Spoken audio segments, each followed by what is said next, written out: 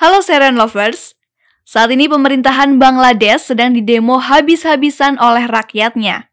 Bahkan pemimpin negara ini menjadi target utama kemarahan rakyatnya dan akhirnya melarikan diri ke luar negeri. Salah satu pemicunya ialah tentang penerimaan pegawai negeri sipil yang tidak adil.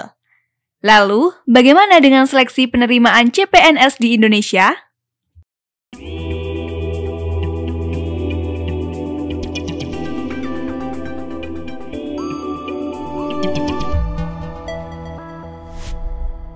Ini adalah rekaman yang menunjukkan Perdana Menteri Bangladesh, Sheikh Hasina, melarikan diri dari kediamannya di Dhaka dengan menggunakan helikopter. Beberapa saat kemudian, para pengunjuk rasa menyerbu lokasi kediamannya dengan sangat brutal untuk melampiaskan kemarahannya. Pengambil alihan terjadi pada tanggal 5 Agustus 2024, tak lama setelah dia mengundurkan diri dari jabatannya. Selama berminggu-minggu, Bangladesh selalu ramai dengan adanya ratusan ribu pengunjuk rasa anti pemerintah yang turun ke jalan untuk menuntut pengunduran diri Perdana Menteri Hasina. Aksi unjuk rasa yang sangat hebat ini telah menyebabkan kekhawatiran dan akhirnya aparat militer Bangladesh menekan Sheikh Hasina untuk segera melepaskan jabatannya. Pelepasan jabatan dengan tanpa hormat ini telah disaksikan oleh jutaan orang di seluruh dunia yang disertai respon geram lantaran buruknya pemerintahan Hasina. Beberapa waktu lalu, Sheikh Hasina telah disinggung oleh beberapa media internasional seperti The Economist yang mengatakannya sebagai wanita besi Asia. Selain itu, Forbes juga telah berulang kali menobatkannya sebagai salah satu orang paling berkuasa di dunia. Namun sekarang, wanita besi ini telah diamuk oleh rakyatnya sendiri dan mencari suaka politik di luar negeri. 15 tahun pemerintahan tanpa gangguan telah berakhir dalam hitungan jam setelah parlemen dibubarkan dan peraih Nobel Muhammad Yunus ditunjuk untuk memimpin pemerintahan sementara untuk memutuskan masa depan Bangladesh. Saat ini, situasi Bangladesh sangat tidak kondusif dan hingga video ini dibuat, revolusi Bangladesh masih bergejolak untuk menentukan masa depan negaranya. Bubarnya parlemen Bangladesh juga telah menjadi pusat perhatian dunia, di mana ratusan media luar negeri juga meliput berita dahsyat ini. Secara garis keturunan, Sheikh Hasina adalah putri dari Sheikh Mujibur Rahman yang merupakan pendiri Bangladesh sekaligus presiden pertama Bangladesh. Hasina adalah kepala negara perempuan yang paling lama menjabat di dunia. Beliau menjabat sejak tahun 1996 hingga tahun ini sebelum akhirnya mengundurkan diri pada bulan ini. Dalam kepemimpinannya, Hasina telah menghapus batasan Partai Demokrat dan membatasi independensi Badan Peradilan yang bekerja sama dengan anggota partainya dari Partai Demokrat, yakni Partai Liga Awami. Hasina dengan kejam menindak masyarakat sipil sambil menciptakan jaringan patronase baru yang licik dengan memberdayakan otoritas eksekutifnya. Ketika partai-partai oposisi mencoba untuk melawan reformasi yang kejam seperti itu, pemerintahnya menekan mereka dengan kekerasan. Meski demikian, Hasina terus mendapatkan dukungan kuat sejak dirinya berhasil membawa kemajuan ekonomi selama masa jabatannya dengan membangun berbagai proyek infrastruktur besar. Pada masa itu, Bangladesh dianggap sebagai kisah sukses pembangunan ekonomi yang ditunjukkan dengan nilai PDB-nya yang tumbuh pesat diikuti dengan indikator sosial yang bergerak ke arah positif. Namun, di balik pencapaiannya tersebut, kini terbesit sebuah pertanyaan, apakah data tersebut benar-benar valid? Atau data tersebut dimanipulasi? Keraguan ini muncul berdasarkan pengalaman dari pertumbuhan ekonomi Cina yang mana kekayaan ini tidak mengalir rata kepada seluruh rakyatnya. Hingga saat ini, kekayaan di Cina dikuasai oleh kalangan atas yang terdiri dari 10% dari jumlah penduduknya. Bahkan, 10% penduduk kalangan atas tersebut berhasil menguasai 41% total pendapatan negara secara tidak proporsional. Sementara itu, 90% sisanya merupakan penduduk kalangan menengah dan bawah yang memperebutkan sisanya. Kasus yang dialami Cina tersebut sangat berpotensi besar menimpa Bangladesh, apalagi Bangladesh sangat miskin dengan pemukiman kumuh yang sulit diatasi. Sejauh ini, terdapat survei yang dilakukan oleh Institut Studi Pembangunan Bangladesh yang mengungkapkan bahwa sekitar 51% penduduk miskin di Bangladesh terjerumus ke dalam kemiskinan ekstrim akibat pandemi virus corona. Saat ini, sekitar 37 juta orang di Bangladesh menghadapi kasus ketimpangan sosial ekstrim di mana yang kaya semakin kaya dan yang miskin semakin miskin. Di bawah pemerintahan Hasina, kepentingan elit politik diprioritaskan dengan memberlakukan pajak langsung terhadap kelas menengah dan miskin, sementara itu orang kaya dibebaskan melakukan praktik penghindaran pajak. Pada bulan Juli 2024, ribuan demonstran melakukan aksi protes terhadap ketidakadilan adanya sistem kuota penerimaan pegawai negeri sipil, di mana terdapat 30% pekerjaan pegawai negeri dengan gaji tinggi diperuntuk kepada anggota keluarga veteran perang. 26% untuk kelompok minoritas yang memiliki keterbatasan fisik, dan hanya 44% yang didasarkan pada merit standar. Namun, kuota 30% itulah yang membuat kesal para pengunjuk rasa karena hampir semua veteran perang secara politik dekat dengan partai yang berkuasa. Kebijakan yang tidak adil tersebut merupakan salah satu contoh yang membuat rakyat Bangladesh semakin sulit meningkatkan taraf kehidupannya.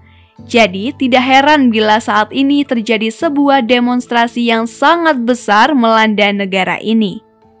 Sebelum melarikan diri, Hasina telah memerintahkan militernya untuk menekan demonstrasi dengan kejam.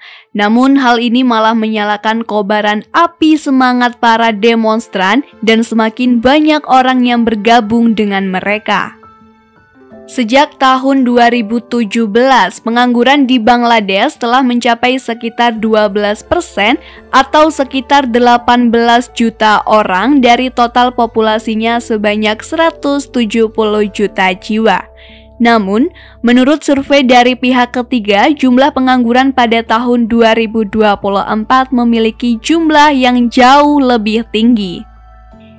Salah satu lembaga survei mengatakan bahwa 40% penduduk Bangladesh berusia antara 15 dan 24 tahun tidak bekerja, bahkan tidak mengikuti pendidikan.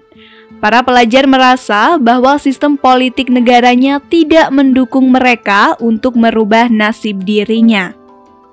Untuk meredam aksi demonstrasi ini, pemerintah mereformasi kuota pegawai negeri sipil dengan mengurangi jatah veteran perang dari 30% menjadi 5%. Namun hal ini sudah terlambat.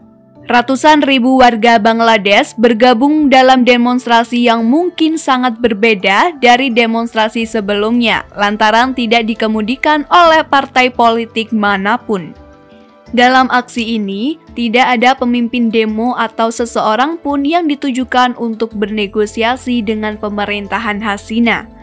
Gelombang demonstran yang lebih besar terus berdatangan dari semua lapisan masyarakat ikut serta turun ke jalan untuk menuntut keadilan hak ekonomi dan politik.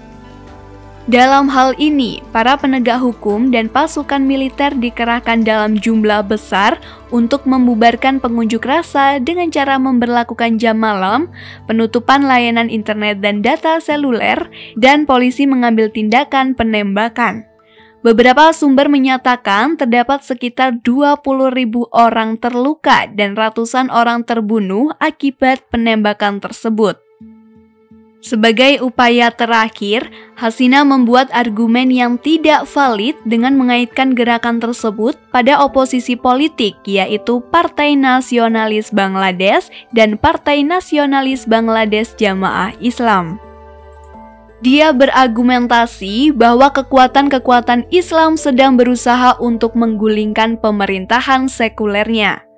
Padahal sejatinya demonstrasi tersebut terjadi tanpa campur tangan partai manapun. Dengan argumennya, Hasina mencoba meyakinkan negara barat untuk datang membantu dirinya beserta sekutunya. Pada awal Agustus, terjadi pembantaian ketika mahasiswa yang menuntut pengunduran diri Hasina ditembak mati oleh aparat militer yang telah menewaskan hampir 100 jiwa. Perginya Hasina dari Bangladesh tidak hanya mencoret reputasinya saja, melainkan juga merusak kehormatan ayahnya selaku presiden pertama negara itu. Patung Sheikh Mujibur Rahman dirusak dan dirobohkan di seluruh negeri. Runtuhnya pemerintahan Hasina merupakan sebuah kegembiraan sekaligus kesengsaraan di mana kekerasan, penjarahan, dan vandalisme telah merugikan banyak pihak. Para demonstran juga menyalahkan kelompok minoritas, terutama umat Hindu, atas kedekatan politik mereka dengan Hasina. Bagi pemerintahan sementara yang baru, hal pertama yang harus dilakukan adalah memulihkan hukum dan ketertiban untuk memperoleh kepercayaan publik terhadap lembaga-lembaga federal. Pemilu mungkin akan dilaksanakan, namun hal ini tidak akan terjadi sebelum keadaan kembali stabil. Sebagian besar aksi demonstrasi ini tidak hanya terkonsentrasi di Dhaka, namun juga di Chittagong yang merupakan lokasi pelabuhan terbesar di Bangladesh. Segala bentuk ketidakstabilan harus segera diperbaiki, apalagi pelabuhan Chittagong sangat mempengaruhi perekonomian negara tersebut, terutama industri tekstilnya. Hingga saat ini, Bangladesh adalah eksportir pakaian jadi terbesar kedua di dunia yang menyumbang lebih dari 80% ekspor tahunannya dan menghasilkan 16% dari total PDB. Sebanyak 37.000 kontainer yang terdapat di Chittagong sangat merugikan negara asing yang merupakan importir barang-barang tersebut. Untuk mengatasi masalah ini, pemerintah sementara harus mengambil keputusan yang tepat dengan sangat cepat. Menurut Kamar Dagang dan Industri Investor Asing Bangladesh, keputusan pemerintah dalam memberlakukan jam malam, penutupan internet, dan berbagai pembatasan lainnya telah menyebabkan kerugian sebesar 10 miliar dolar. Bahkan lebih mengerikannya lagi, IMF mengatakan bahwa cadangan devisa Bangladesh akan menurun drastis dari 24,8 miliar dolar menjadi 19 miliar dolar pada tahun 2025. Korelasinya dengan 1 tahun fiskal menunjukkan bahwa S&P Global menurunkan peringkat kredit Bangladesh dengan alasan penurunan cadangan devisa negara. Tekanan mata uang lokal yang pada gilirannya akan menyebabkan devaluasi dari perspektif makroekonomi.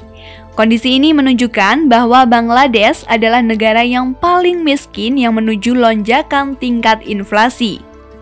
Lebih buruknya lagi, mengimpor bahan mentah dan mengekspor barang jadi akan menyebabkan devaluasi mata uang yang akan menjadi bencana terburuk bagi Bangladesh yang baru saja mencapai kesepakatan dengan IMF.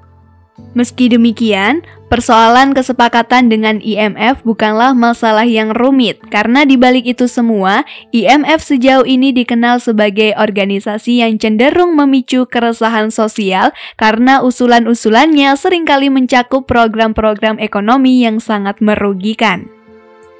Bangladesh secara keseluruhan juga merupakan sumber utama migran internasional yang didorong oleh faktor ekonomi, sosial, dan politik, sehingga jutaan warga negaranya telah meninggalkan negara tersebut untuk mencari peluang yang lebih baik di luar negeri. Sebagian besar migran tersebut mendarat di negara-negara teluk seperti Asia Tenggara, Eropa, dan Amerika Utara.